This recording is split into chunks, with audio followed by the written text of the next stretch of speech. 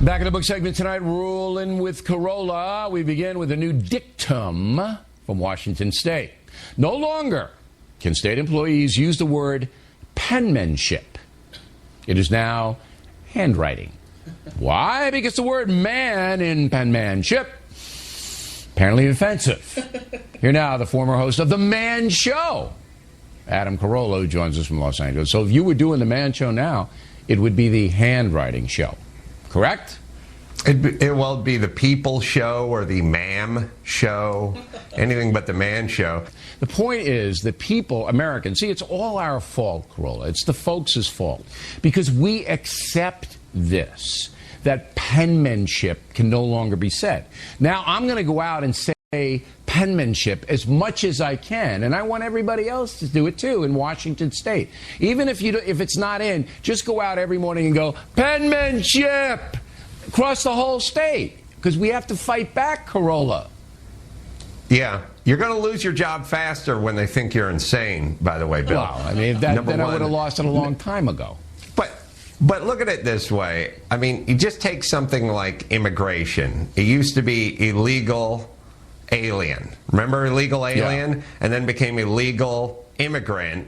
And then it is now unauthorized immigrant. And pretty soon it's going to be border heroes. But here's my favorite. Here's my favorite.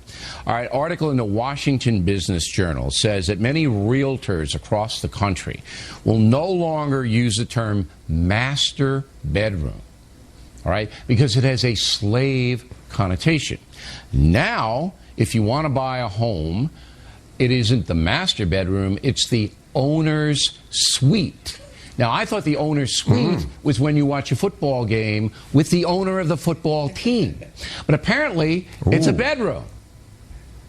This is going to affect the auto industry as well, because in every car on the highway, there's a master cylinder.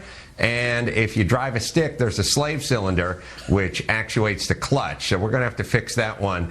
And the bigger point is this. Hey, lawmakers, hey, politicians, how about you start doing what we want you to do, which is fill the potholes, which is get the school systems up and running, which is weed out the sleeper cells with the Al-Qaeda living amongst us. Start doing what we want you to do instead of your long 6-year projects to correct handwriting or to go from this to that. Nobody cares about these titles. It doesn't fix a thing. It doesn't get anyone a job. It doesn't build a dam. It doesn't what it does is it suppresses conversation. Let me give you a list. Even you will be amazed at this, Carolla. If you are on a train, you're no longer a brakeman. You're a brake operator. If you run the company, you are not the chairman. You hold the position of chair. The position of chair. Okay? Dairyman? Yeah. No. Dairy farmer. Okay? Not dairymen. Fisherman? Just Fisher. Just Fisher. I thought Carrie Fisher. Is she getting carp? No. You can't be a fisherman. Flagman, flagger. Foreman, jury person. Freshman in college. First year student. Okay? Right. Ranchman, Bill, ranchers. by the way, go ahead. I tried the position of chair last night with my wife, and I threw out my lower back. Okay. And that has another connotation there that you may be sued over. So we're having here is a contraction of the language. You know, it used to be that the masculine pronoun was used, all right, for everyone. You cannot do that anymore. You cannot even have proper grammar anymore as far as what was handed down to us from the British. No more. And this gender stuff, I think, is totally out of control. Last word, Carolla, make it a good one. Well, my point is, does it fix anything? I want to fix things. You know what I mean? American Indian, indigenous people, Indian, Native American. Okay, we can call anyone anything we want, but let's work on the problem, not work on the title and forget the problem. And I'm glad you brought that up, because it is no longer the Cleveland Indians. We're breaking this tonight. It's the Cleveland Indigenous.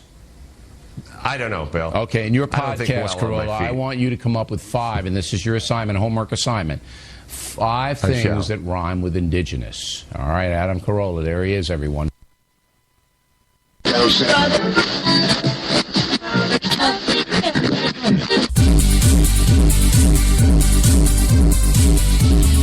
We're New York's best talk radio, HTLA Radio 1.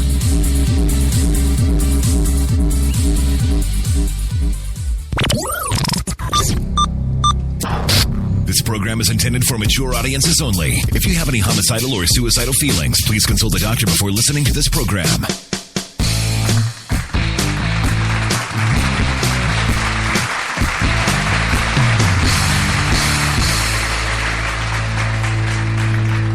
Well, there we go. Too loud, too loud, too loud. Oh, yes. Good morning, good evening, good afternoon, whatever it may be to you. It is 9 p.m. Eastern in the big city of New York, and that, of course, means that you do have it locked to HTLA Radio 1 in the New York area, yes.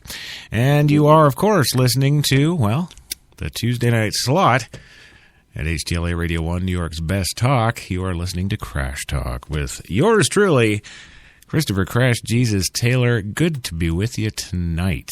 And tonight, our show, yes, in traditional Shakespearian style, 2PC or not 2PC? That is the question. Yes. So, tonight in Shakespearian, or perhaps more Spartan style, I'm taking on the PCers. Yes, I am. Right in the face. Welcome to Crash Talk. HTLA Radio 1. HTLA Radio 1 in New York City proudly presents Crash Talk.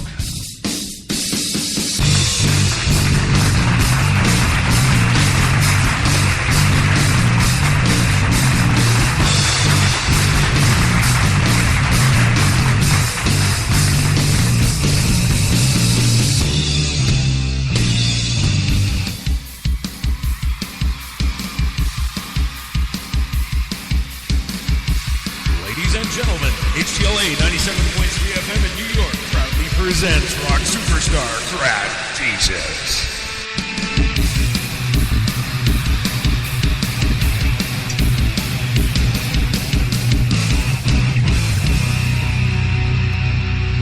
Oh, yeah, baby.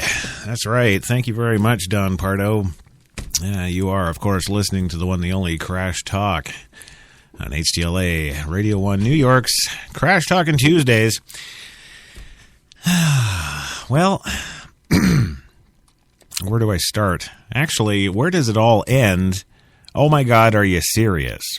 Now, I'm going to be talking about everything from gays and lesbians to teenagers just being teenagers to taking dinosaurs, aliens, and birthdays out of school to cut the word gay from the Kookaburra song. Yes. A state banning the word retarded. Oh, yes. And, of course, even Canada considering to edit, yes, the national anthem to make it, quote, gender neutral. If you can believe that. I can't believe it, really, to be honest. I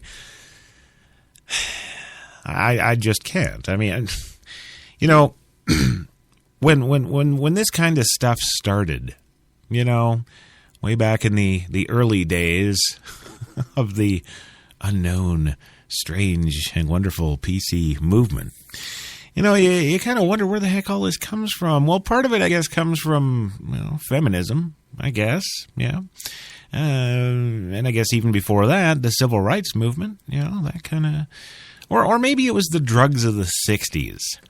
Wait a minute, yeah, I kind of like that. The drugs of the 60s clearly must be responsible for the absolute ridiculousness that we face in the world today about things that we may or may not say or do not say, or things that we can or indeed cannot say, or things that we might infer but not mean, or things that we actually do mean but it's offensive, so we can't say that. So, oh my God, on and on goes the story. Well, quite often on my show, here at Crash Talk, I do get into the, political correctness arena because it's just that sad. It's just that strange, and it's forever causing problems where, anybody like you or me are concerned. And before I continue, I do have to say that today's show, of course, is brought to you by Tim Hortons, New York City. Now, with 8 fine locations in the city to serve all your coffee and baked goods needs. And also by Marlboro Black. The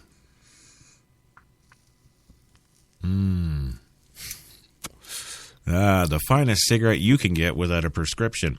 Now, you see, what I said right there has offended people. You see what I'm saying? I just had a nice sip of coffee, told you about our sponsor, Tim Hortons, New York City. And, for right now, coffee seems okay. Nobody's screwed with that yet. But smoking is not okay. And that's really, I think, now that I think about it, that's really where PC first touched my PP. If you're with me on that. It's where it first reared its ugly head in Crash Talks, or in Crash's good old world. It's where I first felt that oppression. And I'm not kidding when I say the word oppression. I'm not using it loosely. It's a very strong word, and the funny thing is that the PC movement is supposed to be anti-oppression, right? Yeah, that's what it's supposed to be. Just like the Adam Carolla show there, just before we switched the radio dial to this show, what were they talking about? Well, they're talking about, the PC thing and what's okay and what's not, and the use of words now. The Cleveland Indians can't be the Cleveland Indians anymore. They're the Cleveland Indigenous. Why is that? Oh, well, it was offending and oppressive to the Indian people. Or should I say, indigenous people. That's really the thing. But yes, no smoking. No smoking.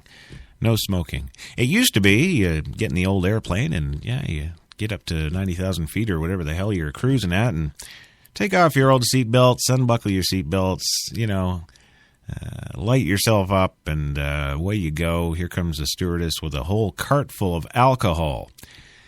And let's look, everybody's talking about the negative health effects of smoking. Well, nobody indeed talks about the negative health effects of being 150 pounds overweight. Hell no. We must celebrate the fat women because they're women. So, as far as the feminists go, women are people too, and we have to celebrate women. And, well, if you're huge, we have to celebrate you all the more because you're huge. But I can't smoke anymore in that airplane. God damn it. But you know what still comes down the aisle? The booze cart. If you look statistically at how many deaths booze has claimed versus how many deaths smoking has claimed, there's no contest. The numbers are staggeringly different, and it all weighs heavily on the booze cart. But that's still okay, because that doesn't offend anybody, does it? No. In fact, the more booze we all have, the happier we all are, and we don't offend each other when we're drunk, do we? Oh, wait a minute. Yes, we do. Are you confused yet? Well, I will tell you that for the next 90 minutes or so, I might go longer just because I'm that kind of guy, you're going to hear of a bunch of stories that will just stagger you, or at least they should. Starting off with Sweden. Yes, Sweden has pissed me off today. Yes, they have. And they're going to hear about it, and so are you. Now, you wouldn't think it's going to be what it actually is. First of all, Sweden's a pretty cool country. They've got excellent education, healthcare. They don't suffer any really, of the social problems that we in the United States and Canada do? No. Hell no. They've got their stuff pretty much together, I'd say, on the whole. Wouldn't you? If you're confused at any time, just go Google it. We proudly support Google here at HTLA New York, and you should too. But no. Sweden's ornithologists, okay, the bird watchers, the lover of bird species, and indeed part of the scientific community on this, our planet Earth, in the age of 2015. We should be well past this kind of retardism. Oh, but I can't use that. Oh, wait, yes, I can. I'm not in New Jersey. Well, those lovely scientists and bird watchers in Sweden are changing the official names of bird species now. Okay? You know those scientific names, those long Latin words that were just like, oh, that's the Herinius affectus, or whatever the hell it is. Well, we're going to get to the Vertias on that tonight, and if you need to know what that is, well, that's truth, ladies and gentlemen, in Latin, yes. So these fine ornithologists, these fine technologically, scientifically advanced human beings in Sweden have decided that they have to now rename bird species for fear, and I'm quoting here, for the fear of sounding condescending or racist. Yeah, you heard me right there. Condescending or racist. Yeah. Well, bird watching has long been a popular and seemingly harmless weekend activity in Sweden. I didn't know that, but I do now. Maybe that's what PCism is all about. Getting us to know more about our planet. That could be. Well, its innocence, however, came into an abrupt end when many of the country's bird lovers were suddenly confronted with allegations of, yes, not kidding here, racism. Well, I guess you folks in Ferguson better start the riot train again and get some more Air Jordans and sell them on eBay, because Sweden is offending the world with racism. They're just pouring out the racism with their scientific bird names. Yeah. I really wish I was kidding here. Well, for centuries, it has now been revealed the Swedish had given birds names that now can be considered offensive to certain groups. One species, for example, was called the gypsy bird, whereas another was named Negro. The insult Kaffir, which was used by white against blacks in South Africa, well, let's be clear here, that was the Dutch in South Africa, also resembled a Swedish bird species called Kaffir, with a K instead of a C. There were other offensive bird names in Sweden, such as Hottentot, apparently inspired by the name of the language of an indigenous Southwest African tribe called the Kihogi. I should throw you. There you go. Yet also, apparently, a derogatory term for that tribe. There we go. I hope I pronounced that correct. Lee. So, for the sake of this show, I'll call them the Kahogis and put in brackets a series of clicks. There we go. For fear of being, authentic and not offensive in any way. Because, yes, ladies and gentlemen, the last thing I want to be is offensive on this show. Now, despite the prominence of bird watching, some Swedes, the existence of these names and others like them had sparkled little outrage publicly until just recently, when Sweden's Ornithological Society completed its first ever global list of all 10,709 Swedish bird names just 2 weeks ago. The organization also announced at that time some awkward name changes. In the process of categorizing the names, staffers had raised concerns over some that had a potentially offensive nature. As a result, several of them have now been changed. Negro, for example, will now be called the Blackbird. Well, hey, I don't know if you're checking up lately on current events, but you can't use Negro anymore. Right, fair enough. But now we're going to use black? I thought that was one of the terms that was used about black people in 1962 before Martin Luther King finished his work and had it changed to Negro. But I could be confused. What the hell do I know? I just know history. When working on this list, it became obvious that some older names no longer were, quote, appropriate. This from Anders Weirdheim, communications officer at the Swedish Ornithological Society. They told the Washington Post this. Now Anders Weirdheim, there's nothing wrong with that name. Well, actually there is, Anders, because weird could be misconstrued or construed as retarded, and retarded is an outlawed word here, so we're going to have to change your name, Anders Weirdheim, to, of course, Anders Heim. Sorry. Oh, but wait, that's no good, because the Heim, that infers the Germans, which infers the Nazis, which infers Hitler. Oh, we can't have that either, so we're just going to call you Anders. That's your politically correct new name. Suck it. Well, out of thousands of names there were only 10 which could be understood as condescending or even racist. So those were the 10 that were changed out of 10,709. My first question of the night is, how the hell is this changing our world for the better in any way, shape, or form? Do these 10 out of 10,709 bird names, are people rioting in the streets globally? Is Gandhi denouncing this as hate crimes? You know, what the F is going on here? Well, Weirdheim does not think that the bird names should be used to draw broader conclusions about the Swedish society. Out of thousands of names, there were only 10 after all, which could be understood as condescending or even racist, he said. Nevertheless, Sweden's Ornithological Society was surprised by how serious some have taken these racism allegations. Quote, we had expected a few responses, but certainly not the flood of comments that followed the publication, Weirdheim said. Here in Sweden, an overwhelming majority is for the changes we have implemented. However, the news has reached far beyond our borders, and most outraged reactions have come from abroad. Mostly North America. Yeah. Well, there's that. Okay.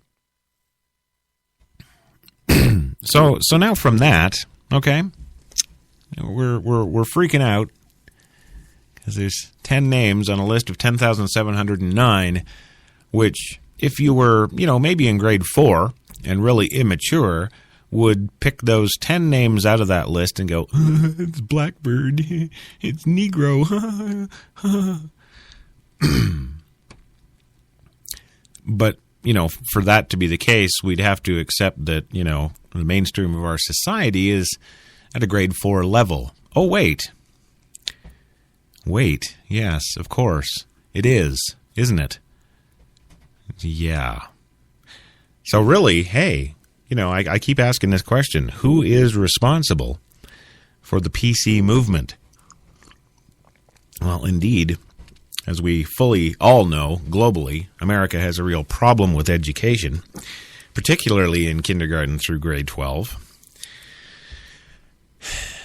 Maybe education is the problem here. Maybe education is the bad guy. Is the word education now going to be whisked away by the PCers for some other word like coolness or Vagisil?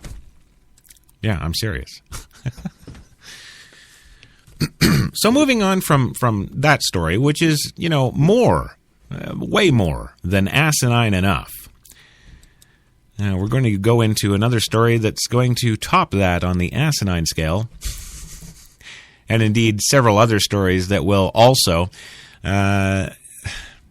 Just stay tuned. Hold on to your butts. We'll be back in 2 after our first commercial break. and you are listening to Crash Talk with Christopher John Taylor, a.k.a. Crash Jesus, on HTLA Radio 1, New York.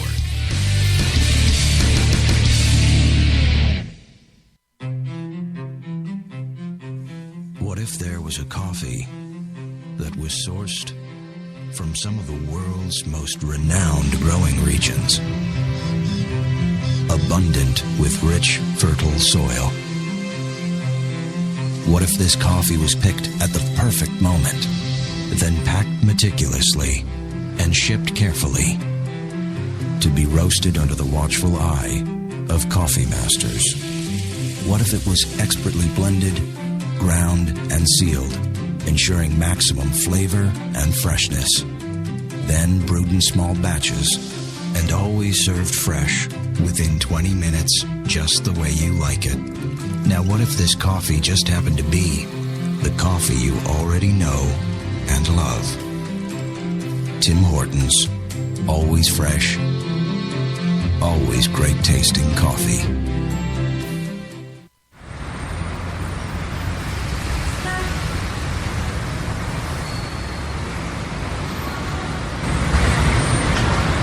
I've been so inspired by being in New York because everything from what people are wearing on the street to the way they're interacting with each other, to drive through the West Village at night and you see a couple kissing on the street, or you see someone fighting outside their apartment, or you see so much humanity on a daily basis that even if you're not inspired by your own life that day, you can be inspired by someone else's life. You got that long hair, slicked back, white t-shirt, and I got that good girl face and a tight little skirt. And when we go crashing down, we come back every time, 'cause we never go out of style. We never go out of style. Take me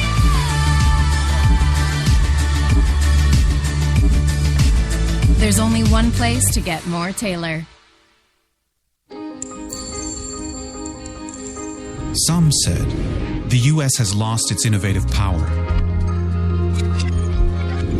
We said America is lighting the way as the innovation nation.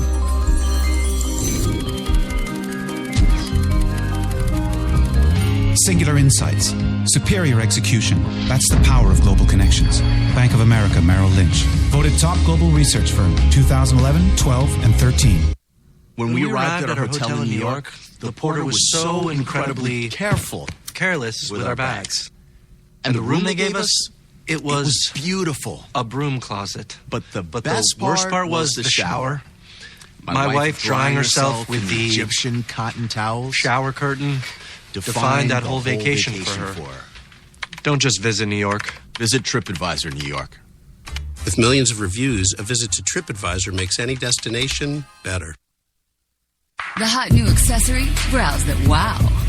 New from Maybelline, New York, it's Brow Drama, our first sculpting ball brush with tinted gel. Just sweep, then sculpt for bolder, sculpted brows. New Brow Drama. Get the look at Maybelline.com. Maybe it's Maybelline. We're New York's best talk radio, HTLA Radio 1.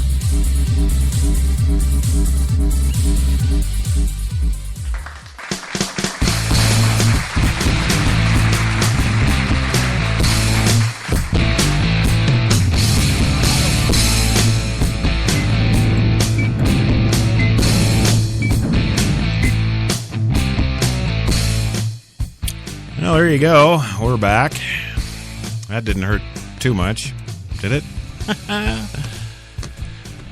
Well, it's 8:24 in the PM in New York City right now. You are listening to HTLA Radio 1 and New York's best talk. 24 degrees in Central Park right now, partly cloudy. More snow for Thursday, they're saying. What are you going to do, right? This, of course, being the 24th of February, 2015. Crash Talk Tuesday, to PC or not to PC? That is the question. And with the first segment of this fine show, you're probably sitting there scratching your head going, what the heck is wrong with people when it comes to 10 Swedish birds? Yeah, and if you're just joining us, you're going to want to rewind and check out the 10 Swedish birds, because it's pretty asinine. If I can say asinine anymore. Well, I'm going to, because that's what I do here on Crash Talk. No PC here.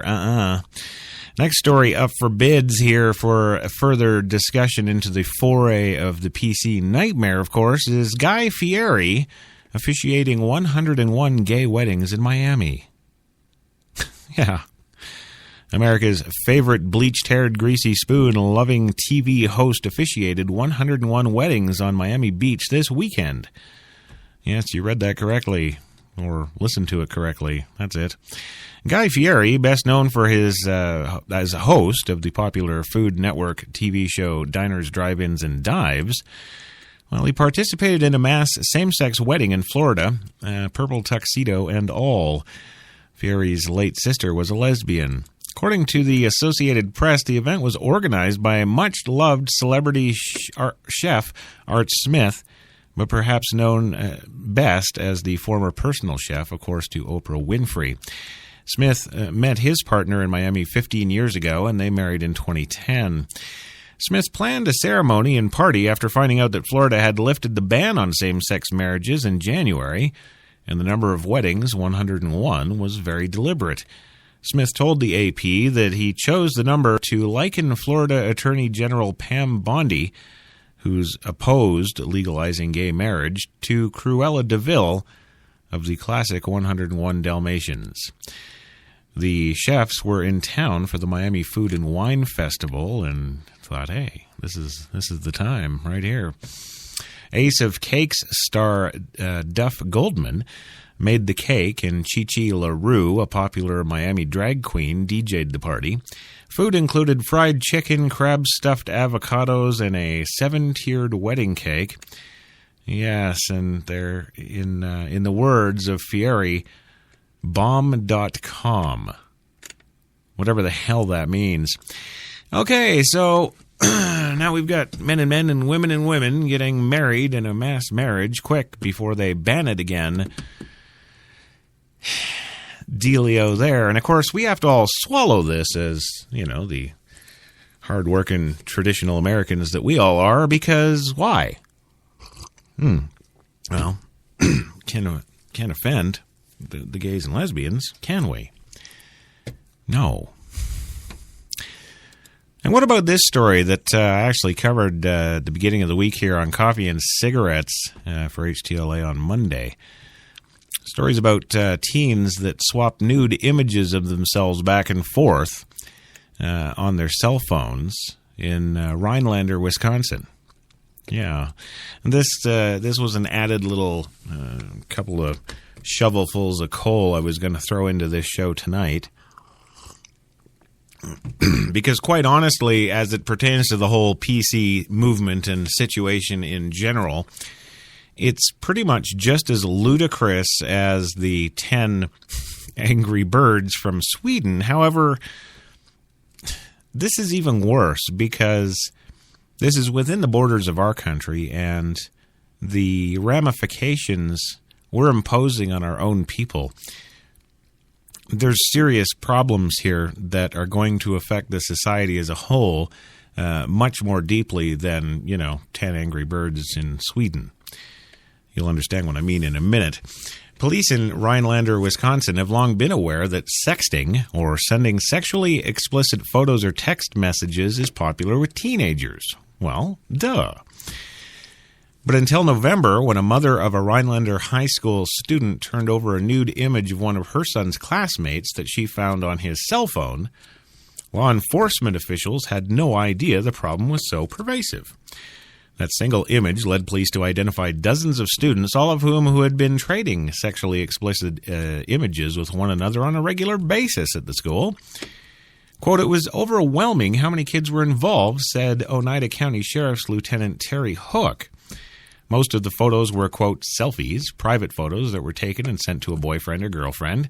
Many were forwarded on to friends and posted on social media sites, both locally and around the country.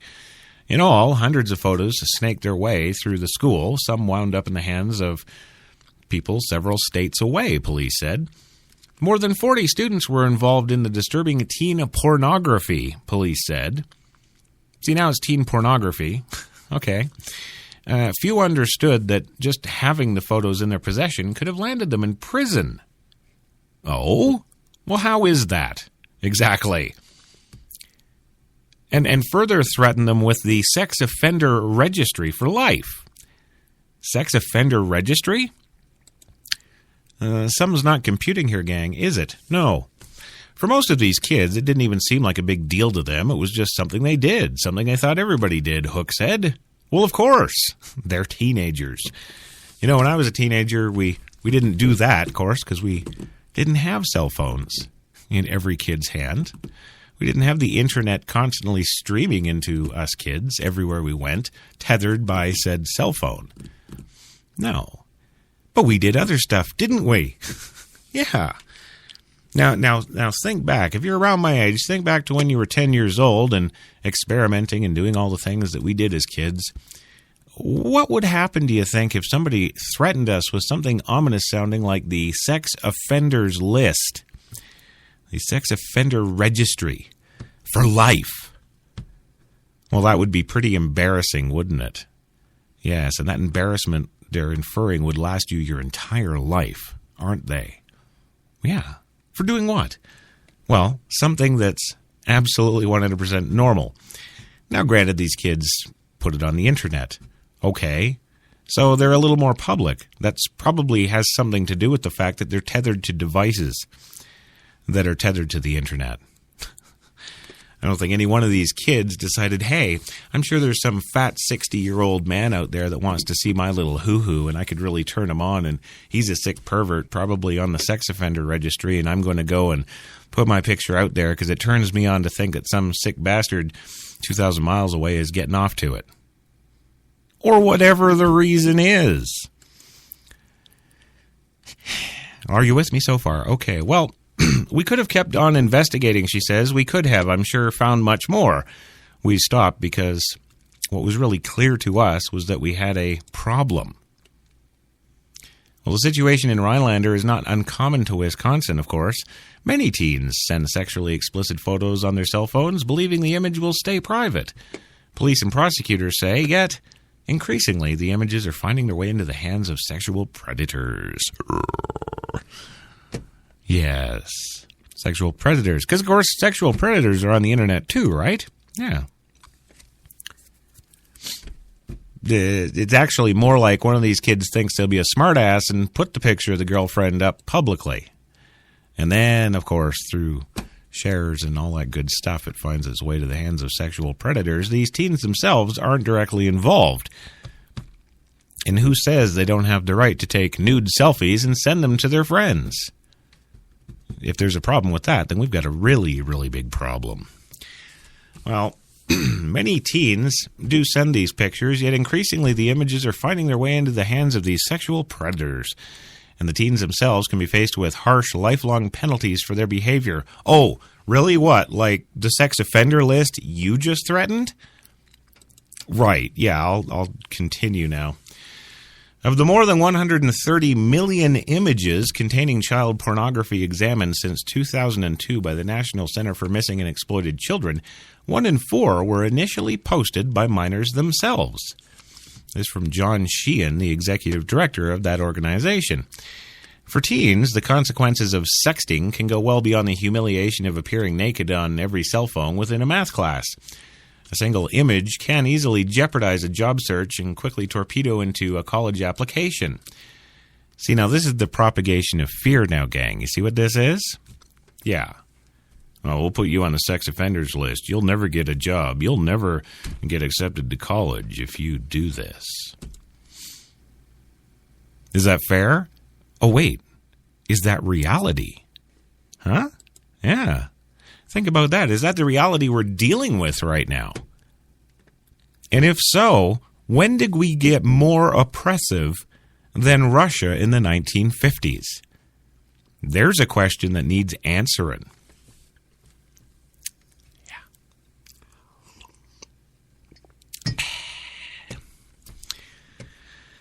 Well, when these teen images wind up in the hands of the wrong people, the consequences can be disastrous. At least 100 children from across the country fell into David Weaver's trap, police say. David Weaver, 51 of Cedarburg, not only collected sexual explicit images, he allegedly tricked teens into believing he was a young girl named Sarah. Once befriended by Sarah, the teens were persuaded to perform sex acts in front of the webcams.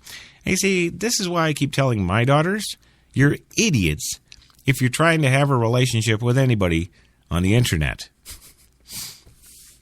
One of my 14-year-olds right now is apparently in a... Well, no, let's be fair here. She says she's engaged to a girl in Canada who wants to be a man and is going to go and do the 10 years of psychotherapy and all the stuff to go and get the operation to have her vagina removed and a penis inserted or installed or whatever the hell you call it. and of course they do send back and forth explicit videos and pictures of themselves, and it's just a whole nasty frickin' scene. And I said to her, how do you know that's not some fat 60-year-old? How do you know? Oh, well, I know, we talk. Well, no, you don't. No, unless you go meet that person face to face, you don't know jack. But what do I know? I'm just dad, right? Well, my problem with this, as it pertains to PCism, of course, is that, well, and it always keeps going back to education, doesn't it? For normal behavior, because we have seen fit as a society to stick iPhone 4s and 5s into the hands of our 10 and 12 and 14-year-olds, are suddenly staggered to know that they're online doing things that they would normally do in person, toe-to-toe. But now, because we're in a digital age, it's perfectly acceptable to do it in the palm of your hand 24/7. Yeah. And all you parents out there, you know what I'm talking about. The kids even take the phones to bed with them. You know, the things are permanently attached. There's something wrong. There's a lot wrong. And it's not getting any better. No, it's getting worse.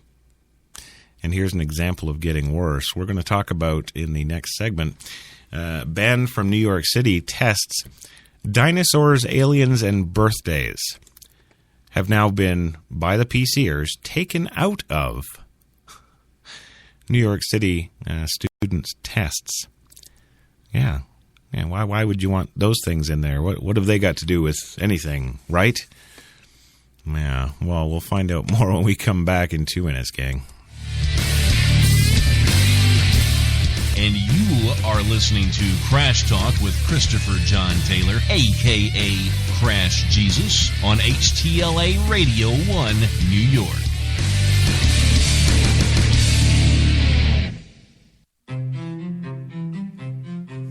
What if there was a coffee that was sourced from some of the world's most renowned growing regions, abundant with rich, fertile soil? What if this coffee was picked at the perfect moment, then packed meticulously and shipped carefully to be roasted under the watchful eye of coffee masters?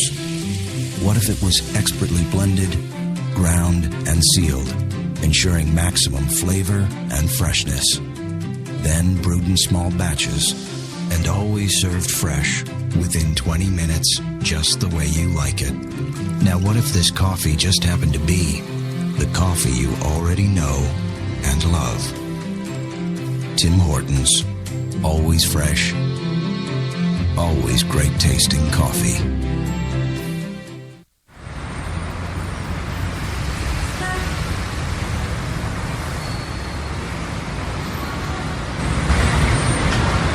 I've been so inspired by being in New York because everything from what people are wearing on the street to the way they're interacting with each other, to drive through the West Village at night and you see a couple kissing on the street, or you see someone fighting outside their apartment, or you see so much humanity on a daily basis that even if you're not inspired by your own life that day, you can be inspired by someone else's life. You got that long hair, slicked back, white t-shirt, and I got that good girl fade and a tight little skirt. And when we go crashing down, we come back every time, 'cause we never go out, we never style, we never go out of style.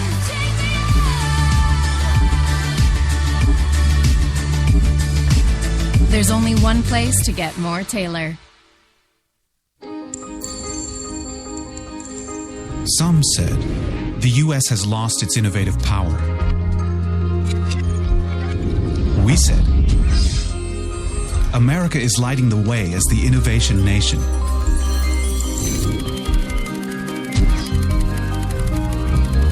Singular insights, superior execution. That's the power of global connections. Bank of America Merrill Lynch. Voted top global research firm 2011, 12, and 13. When we arrived at our hotel in New York, the porter was so incredibly careless with our bags.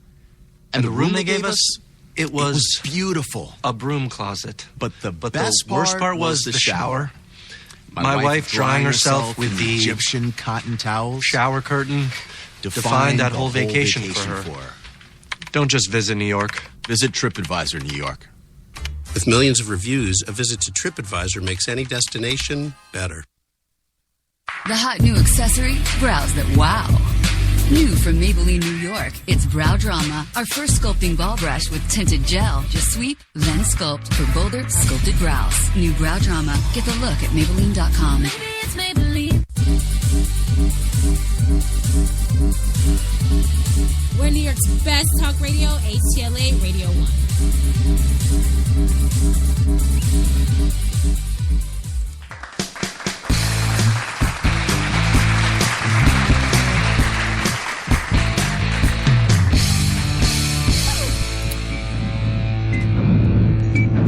Oh, yeah. You got it right. You're back. We're back. Everybody's back. It's a back kind of thing, aren't we? Yes. 9:42 in the PM here in New York City right now at HTLA Studio 2. 24 degrees still in Central Park and mostly cloudy now. That snow's coming. Don't worry. It is. But that's the least of our worries is global warming and the weather, because what's biting us in the ass a whole lot sooner, as in like right now or yesterday, well, those are the damn PCers. Whoever those PCers actually are would be, again, the other question. They're more elusive than anonymous. Yeah. Anyhow, just before the break, I said we were going to go to a story now that would kind of make you go WTF, and it really does, and it hits right home here in the big city. Banned from New York City tests now is dinosaurs, aliens, birthdays, and 50 other subjects that have been banned from citywide educational assessment tests. Not kidding. Why? Well, we'll get to that. New York City test makers are going to have a hard time coming up with acceptable questions to place on students' tests after officials decided to ban 50 subjects, including dinosaurs and birthdays. Why? Oh, well, those topics have been deemed potentially, quote, controversial and could make kids upset. Dinosaurs, for example, could remind them of evolution, and we wouldn't want that, would we? Birthdays got banned because Jehovah's Witnesses don't celebrate them. The banned topics could evoke unpleasant emotions in the students, the officials explained in a request for proposals. The city is looking for a company to revamp some of the annual citywide assessment tests. Also among the 50 banned subjects, as per the New York Post, notes that while other states do have sensitivity guidelines, none come close to being this long. Dancing, except ballet, because some groups object to dancing. Words suggesting poverty or wealth, including homes that have pools or computers, because that does not equate equality. But a question about a computer in school is apparently legitimate. References to divorce or disease, because some children may have relatives dealing with those things. Creatures from outer space, because they may actually land one day. Celebrities. Oh, yes, that's got to be absolutely taboo in school. Well, wait a minute. Here's a question. Why would celebrities be even in school? Unless it's Jeff Bridges talking about feeding the hungry in the United States and globally. What reason would celebrities need to be in school? Really? Are we teaching the Kim Kardashian model? References to excessive TV watching or video game playing, as the cell phones stick firmly in the children's hands in class. Really? Animals and inanimate objects with human characteristics. So, really what all of that, the whatever company takes this contract to actually rewrite these tests, it's not even going to be multiple choice. There's only going to be one question on the test for New York City next year. You know that. Yeah, red pill or blue pill. Yeah. And if that doesn't make you sad, scared, upset, and angry, you need to stop listening to me right now, because you won't get any of this. In fact, you're probably one of the elusive people who is instituting this. Yeah.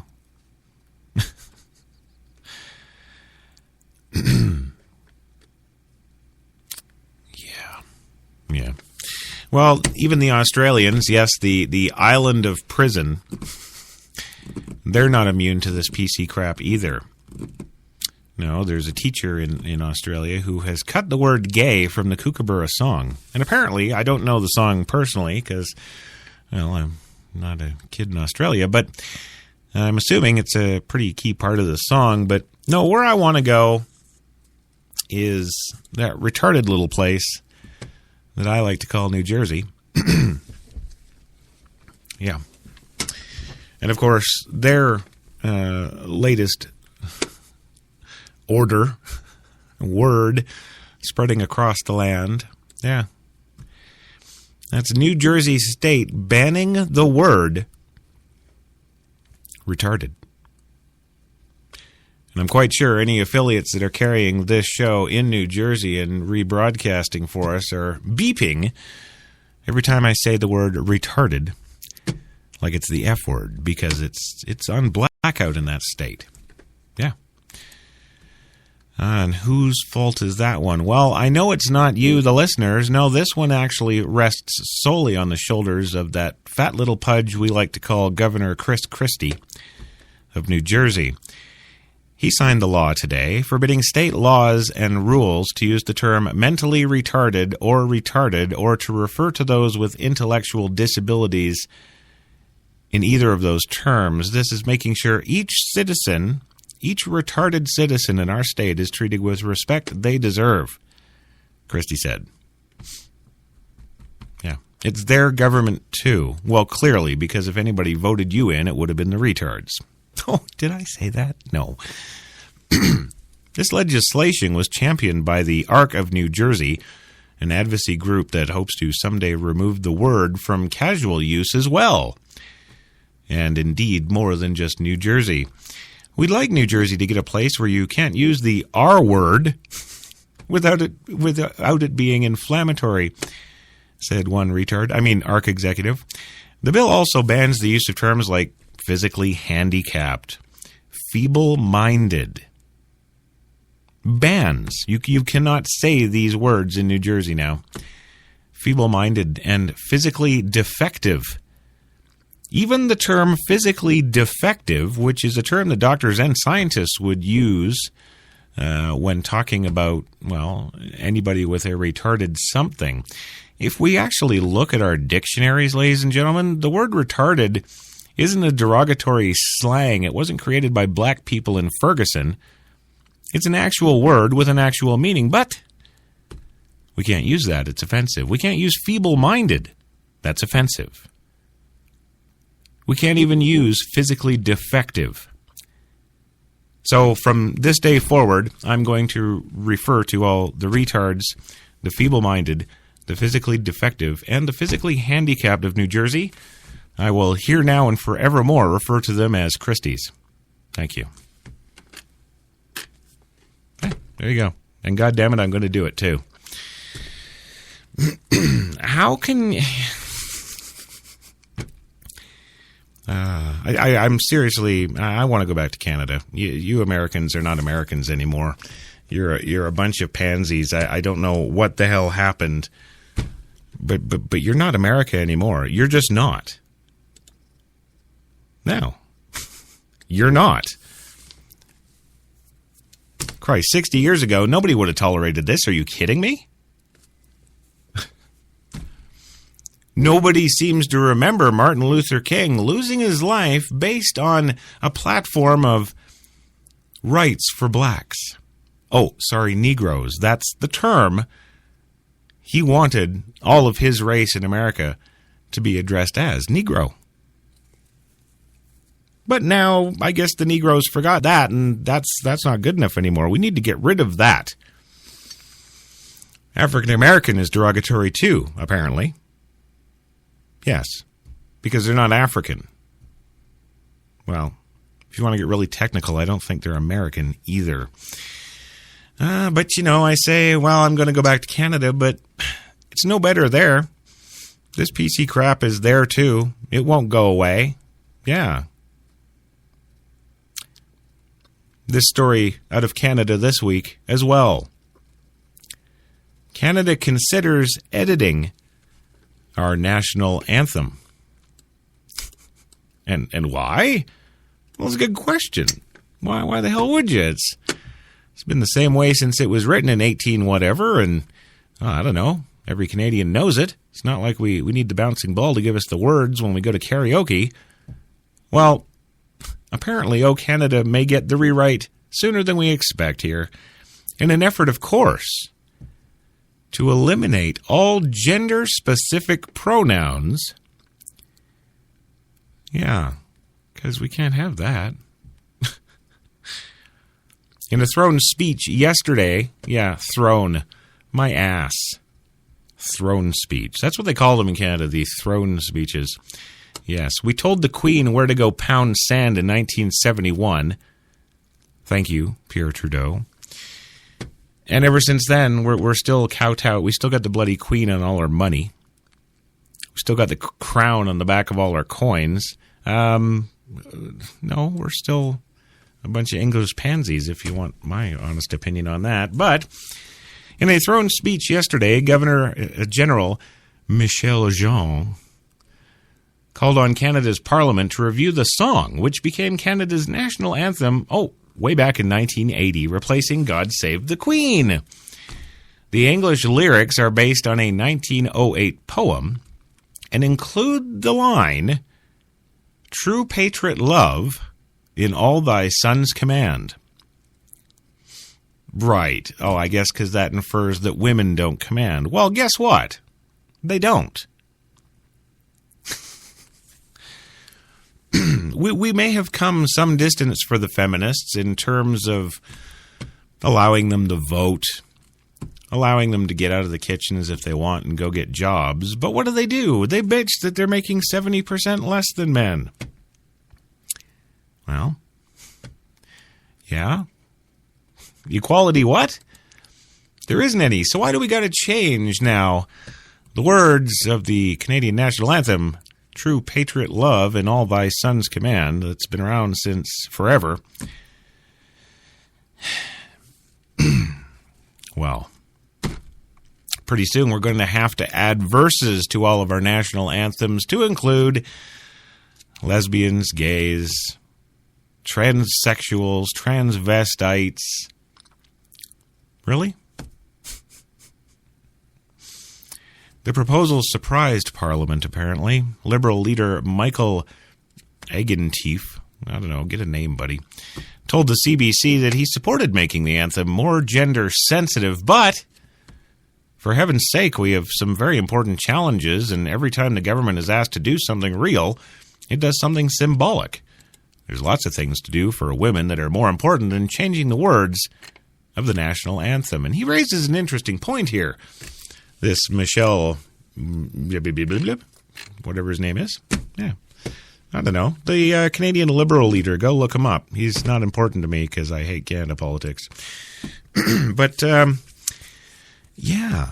Yeah, how about that? That kind of reminds me what Adam Carolla says about the whole PC thing, too. You know, lawmakers and government, maybe you should focus on things like the terrorists and the sleeper cells and the Muslims in our country and the radical this and the car bomb and that and the next thing. You know, maybe we should pay attention to more of those kind of things rather than what we're calling people or not calling people or words we're allowed to speak or not speak. You know, it's funny. The Grand Iron Curtain from Russia came down not all that long ago, and we celebrated, didn't we? We celebrated their democracy and their freedoms, and we're going to make them just like us, and we got those McDonald's up the next day, didn't we? You betcha we did, because that's what we do. We're capitalist. We capitalize on things like that. Yes.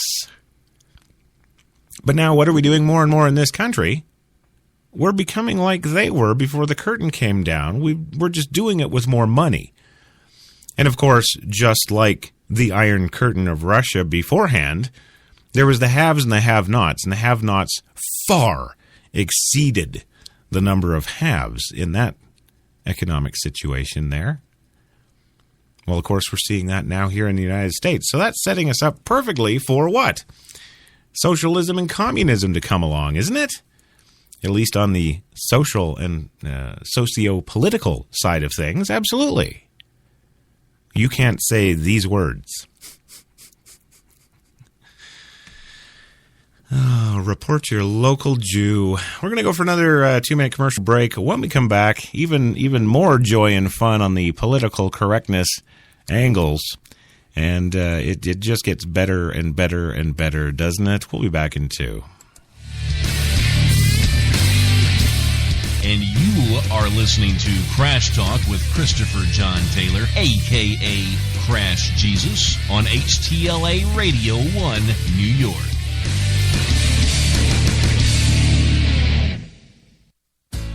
Good morning. Welcome to Tim Hortons Cafe and Bake Shop, where fresh always tastes better. What can I make you this morning? How about our new flatbread breakfast paninis? Made fresh, just for you, with your favorite breakfast ingredients on maple or multigrain flatbread, then grilled to hot, melted perfection. Just $2.99. Who couldn't warm up to that? Tim Hortons Cafe and Bake Shop, where quality really does meet value.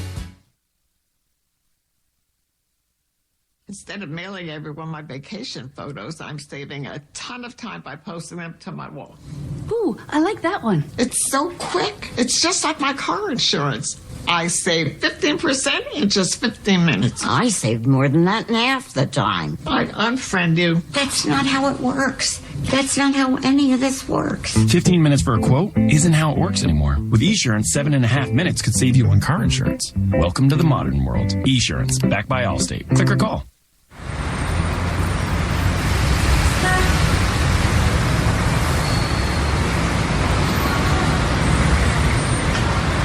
I've been so inspired by being in New York because everything from what people are wearing on the street to the way they're interacting with each other, to drive through the West Village at night and you see a couple kissing on the street, or you see someone fighting outside their apartment, or you see so much humanity on a daily basis that even if you're not inspired by your own life that day, you can be inspired by someone else's life. You got that long hair, slicked back, white t-shirt, and I got that good girl face and a tight little skirt. And when we go crashing down, we come back every time, 'cause we never go out of style. We never go out of style. Take me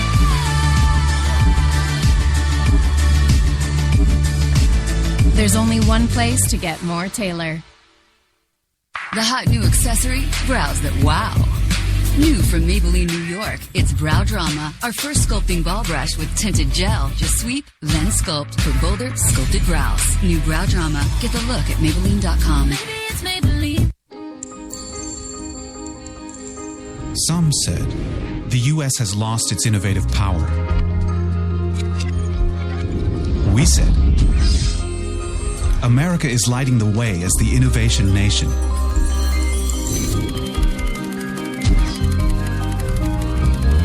Singular Insights, Superior execution. That's the power of global connections. Bank of America Merrill Lynch. Voted top global research firm 2011, 12, and 13. We're New York's best talk radio, ATLA Radio 1.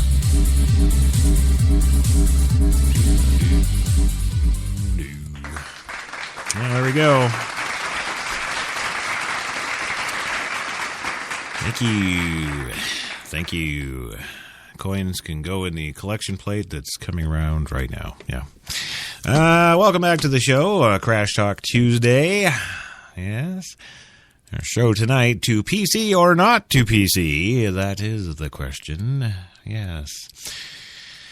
Yeah, we've been covering a lot of PC stories as of late, and yeah, it's out of hand. It's a little nutty, a little stupid, a little too far. You know, and I'm not just talking about word usage here. You know, that's another thing too. Most of the stories I've covered tonight do specifically cover word usage and not teaching certain subjects like dinosaurs. Heaven forbid the kids might get scared. Where are we drawing the line? And when are we going to ban the Steven Spielberg film Jurassic Park? That might scare somebody, heaven forbid. While we're on the topic of Steven Spielberg, too, we stopped teaching World War II and the Vietnam War in our schools. We wouldn't want them to know that, would we? So, Schindler's List, we'd better ban that.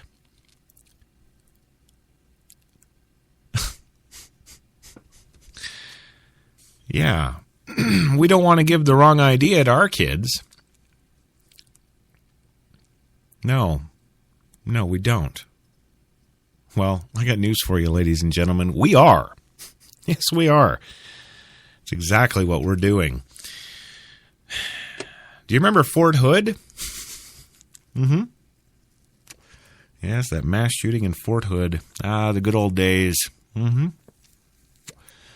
Well, the military's new report on the Fort Hood shooting, only once in the entire report does it name the alleged shooter, Nidal Hasan.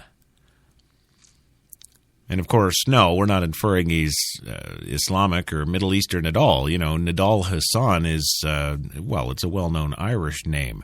No, it's not. Well, anyway, the report only names once the shooter, Nidal Hasan, and never discusses his religion, which has critics howling. And of course, yes, among the critics, yours truly, Crash Jesus, right there with them. Several lawmakers want an explanation for those omissions, including the Homeland Security Committee Chair, Joe Lieberman. Lieberman tells Time magazine today that he's disappointed because the inquiry does not adequately recognize the specific threat posed by violent Islamic extremism to our military. Though the report is titled Protecting the Force, Lessons from Fort Hood, only one page is actually devoted to the oversight of alleged perpetrator. Yes, most of the report is devoted to personnel policies and emergency shooting response procedures. Quote, our concern is with actions and effects, not necessarily with motivation, said one leader of the review. But critics argue that the motives led to the murders, and they ought to be examined, whatever the political correctness implications. You see, so it's not just the PCism just out there to screw up you and me from, dare I say it, calling someone a retard or physically disabled. No, it's not. It's impeding governmental procedures. It's impeding. It's if you really think about it, in all of the cases that we've seen, it's handcuffing our government in a lot of cases. And of course, you know, we're already hard enough on our government for not doing this and not doing that and spending money here when they should have spent money there, and get rid of him, he's an idiot, and we need a new one, and, it's time for change, etc., etc. But is this whole PC thing limited to government? Is it limited to our behaviors on Twitter and Facebook? Is it limited to just you and me, the average John Q. citizen? Well, no. No, it's not. No, it even touches the wide world of sports, doesn't it? Guy smacking around his wife in an elevator, and that's it. His career's over. He's done. Well, a lot of people aren't going to like me for this. But we weren't in that elevator. Yeah, we saw a video clip. Yeah, okay. He hit her, knocked her out cold. Do we know from watching that 25-second clip what either of those people's lives are really like? No. No. Do we know that Mr. Rice has been beaten by his wife for years since they got married? No, we don't know that. Would he come out and say that? Never in a million years. Are you kidding? He's the big, sexy football player. Yeah, or baseball, or whatever the hell he plays. Because I don't know, because I'm not into sports. Well, it's not just that stuff either, though, is it? No. As I said near the beginning of the program, we're talking about things like, well, we can't have the Cleveland Indians anymore.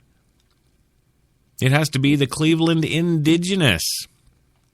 Well, I don't know where I was, and I certainly don't know where any of you were, but does anybody recall Protest 1 from any Indian anywhere in this great country of ours protesting the Cleveland Indians because they're Indians and they're not Indians, but their name is Indians, and we have to change it because it's offensive to us? I didn't see any. No. But now the poor owner of that team has to spend millions and millions upon millions of dollars to do what? He's got to change all the logos in every kind of media across the globe. He's got to completely rebrand his sports team just to make who happy? The Indians aren't happier. I can tell you that right now. If you want to make the Indians mad, take away their casino licenses. If you want to make them happy, give them more. It's pretty much that simple. Now, I didn't make the system. Don't hate me. I just, like you, got born into it and grow up and look around and, wow, this is the world we got. This is what we're living in. So I don't think it's offensive when I say that. How about the Washington Redskins? Well, they may have dodged the latest legal challenge, to its allegedly racist team name, but with more on the way. Bloggers and social media idiots have been tossing out alternatives that team owner Dan Snyder should consider. Yeah, like the Washington Nationals. From the Washington Redskins. Sharing a nickname with a baseball team didn't hurt the New York Giants back in the day. Well, you know what? There's a condition in this world amongst us human populace called dwarfism. Yes, midgets. Yeah, they're cute. Do you think they get pissed when we have our, midget tossing parties and all that good stuff? Because we do. I didn't make that up. Again, it's just one more thing I've observed in the world growing up. Midget tossing, all that fun stuff. Do you think they find it offensive? Sure. But do we still do it? Yes. Why not? It's not a professional midget tossing team, right?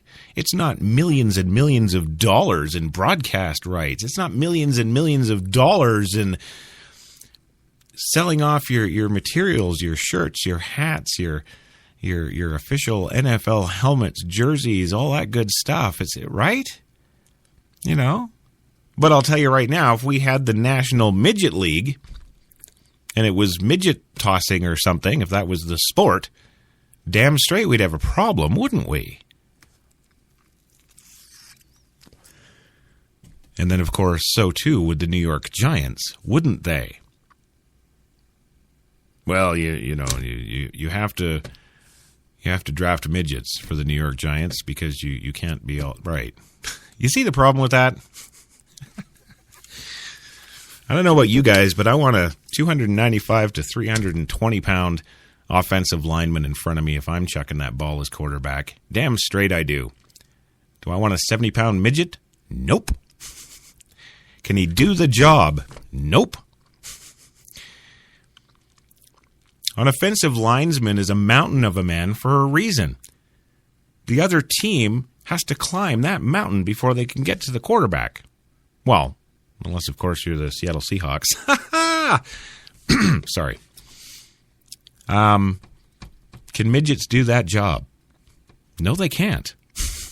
They just can't. A 60 to 90 pound midget on an offensive line for the New York Giants? Can you say skid mark?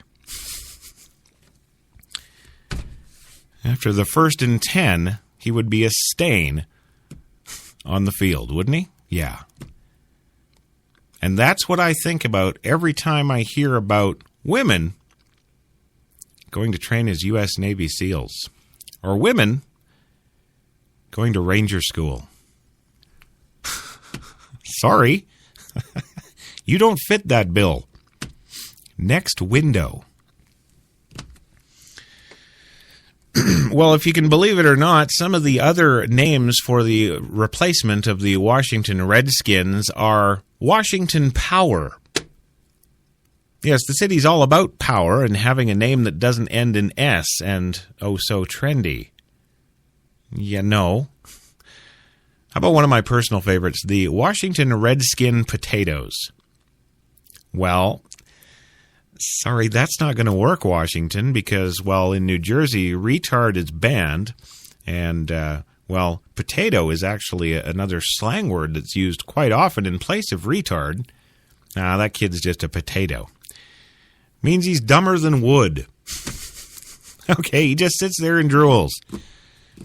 Well, the Washington Redskin Potatoes, ooh, that's bad. That's a whole team of retarded kids. We can't have that.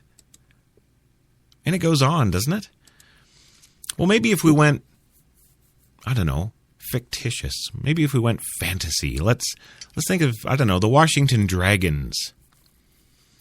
Because, you know, Snyder probably played a lot of D&D as a kid, right? Oh, but let's think back to Dungeons and Dragons, shall we? Let's see. If I remember correctly, if you played Dungeons and Dragons, well, to a Christian, especially a born-again, you were dealing in secular, satanic stuff. You were conversing with the devil if you played that. Yeah.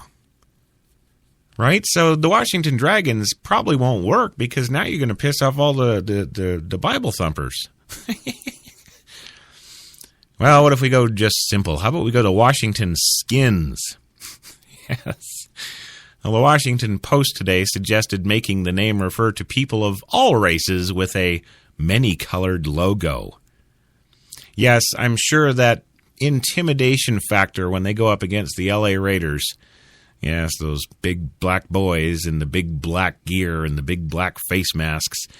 They're going to be real scared with the Washington Rainbow Troop, aren't they? Because again, what? Football is manly. It's testosterone-fueled. You know, I'm surprised women haven't shut football down long ago. But wait, thinking about it, they will never shut down professional football. Sorry, ladies. You know why? Well, there's too much money at stake, isn't there? Yeah, that's it in a nutshell. There's too much money at stake. Sorry, no, we're not doing that. In fact, when it comes to the baseball league there, I'm really surprised that the Cleveland Indians even entertained any of this because, hey, you know, think about it. We've got that movie with Charlie Sheen there. That was the Cleveland Indians, wasn't it? I don't know. What the hell was it? Milwaukee? Who knows? I don't know. I don't actually pay attention to movies. It's just mindless stuff to wash over you after a long work day, isn't it? Yeah. Yeah. So,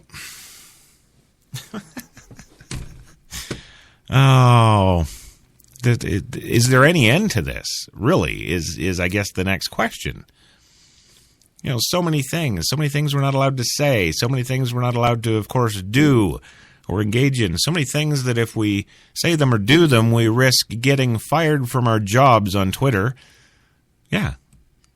How many people have lost their jobs by making tweets that they thought were otherwise innocuous, only to wake up to a flood of emails and news crews hounding them for interviews about their, you know, little tweet that went viral the night before because millions of morons out there got offended and made it go viral. Yeah. What about all that? You know? Are some of you sitting out there going, "Oh yeah, I was partially responsible for that. I'm glad they changed that. We're going to be better off now." Yes, we are. The world is going to be a brighter place to live in now because I've banned the word retard, or I've stopped smoking in this public place, or all public places for that matter. What the hell? You know, there's some states that actually have the laws where you can't smoke in your car anymore. Yeah. Yeah. And the rest of them, of course, have the laws where if you have children under 12, you can't smoke in your car anymore. It's either or. There's no state anywhere now where you can just, you know, do like Dennis Leary did there and just hop in his Cadillac and pound down his McDonald's while smoking and drinking his fifth of Jack and cruising down the highway, littering everywhere. No. Can't have that anymore. No. This is America, after all, the home of the free, land of the brave. Why would we be allowed to do something like that? Oh, my. To quote my good friend George Takei. Well, America, I think, needs to lose the fake outrage. I think it's time that we lighten up and stop apologizing, full stop. You know?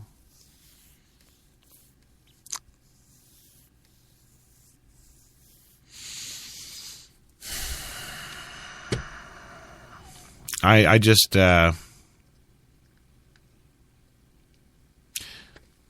let's have an amnesty, shall we? From the left and the right, on every made-up, fake, totally insincere, play-acted, hurt, insult, slight, and affront. You know, if you hear something you don't like on TV or in a movie or on the radio or in print somewhere, you know, you just change the channel or leave the theater or stop reading the paper or... Do you know what I mean? So many people, especially in radio, I hear this all the time, hate Rush Limbaugh. Well, my personal opinion of Rush is there was nothing... How do I put this so I don't offend anybody? Oh, wait, I don't care. Rush Limbaugh is just this guy who's like, what, 400 pounds in his chair?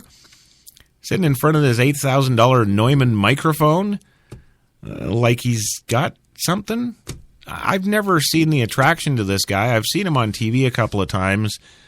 He was talking about something with Mitt Romney or some other thing with Bush or, I don't know. He's always talking. I never see him do anything. You know, never once have I seen him at some sort of feed the hungry charity or doing anything worthwhile on his radio, television / whatever show. I never see that. But just because I didn't find anything attractive about Rush Limbaugh to sit there and listen or watch more, well, that's me. Yeah, I turned them on. Nothing interesting. I'm going to move on. But more and more, since those first times that I was exposed to his stuff, the hate that's out there over Rush Limbaugh. I don't know. What, are we bored? We got nothing better to do than sit there and hate on this fat guy who has an opinion about politics?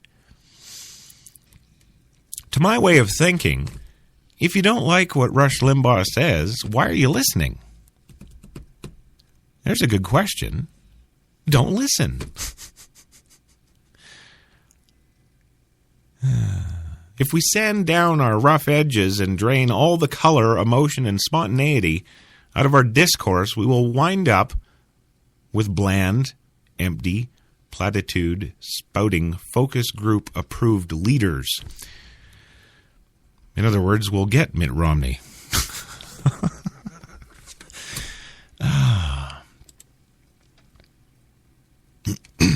I don't know really why. People go on about all this stuff. If you really had a problem with the police killing that unarmed teen, in Ferguson, Missouri, it seems to me you could have done something more constructive than burn down a bunch of shoe stores and sell Air Jordans for $100 on eBay. It seems to me like you're not, that's not anything proactive. No. But you did it why? You did it in the name of a dead black teen boy. How does that make you feel? Apparently in the pursuit of being PC. Apparently in the pursuit of, quote, justice. You go and commit crimes. That's what you do.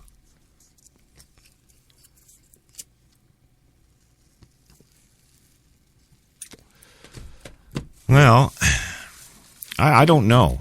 I don't know what the answer is, but I'm pretty sure it's not looting and leveling a city with a bunch of destruction and violence. I'm pretty sure it's not calling out Whitey for the problems of the black man. I'm pretty sure it's not completely sweeping under the carpet World War II and wondering why everybody's, talking about all this Auschwitz stuff on the anniversary of. Well, of course, you don't know why. The education of all about why was swept under the carpet. You don't get that in school. So, there it is.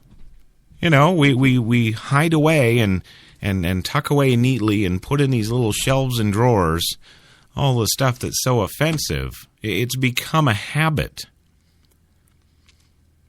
And now, of course, where does that ultimately leave us? Well, now we're finding ourselves in a society of communist Russia. Reporting people for things they tweet and say on Facebook. Things that we say on Facebook and in our social media get thrown in our face in some unrelated court case down the road. Nude photos we take of ourselves as teens now and share with our boyfriend and girlfriend because we can't get enough because our hormones are raging, end up in the hands of some pedophile somewhere in Florida, and all of a sudden it's the teen's fault. The more time goes on, the more and more things that come up pertaining to this political correctness we're all supposed to have, you can actually gauge at the same time the same climb in numbers of the more screwed up stuff that we face as a society almost every day.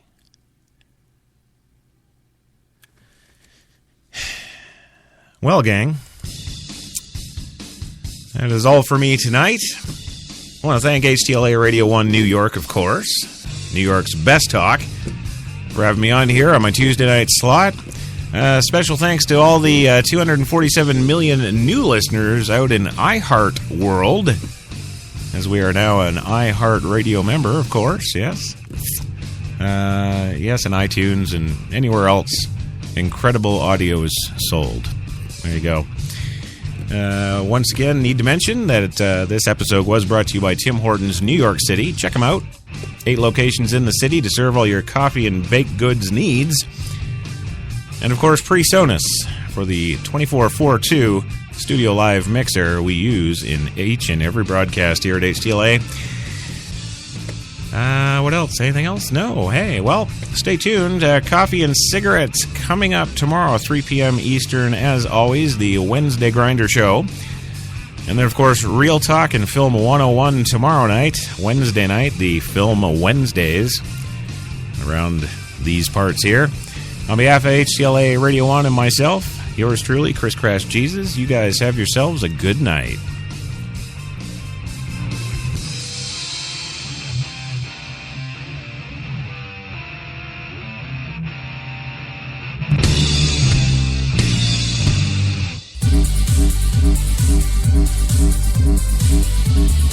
We're New York's best talk radio, HTLA Radio 1.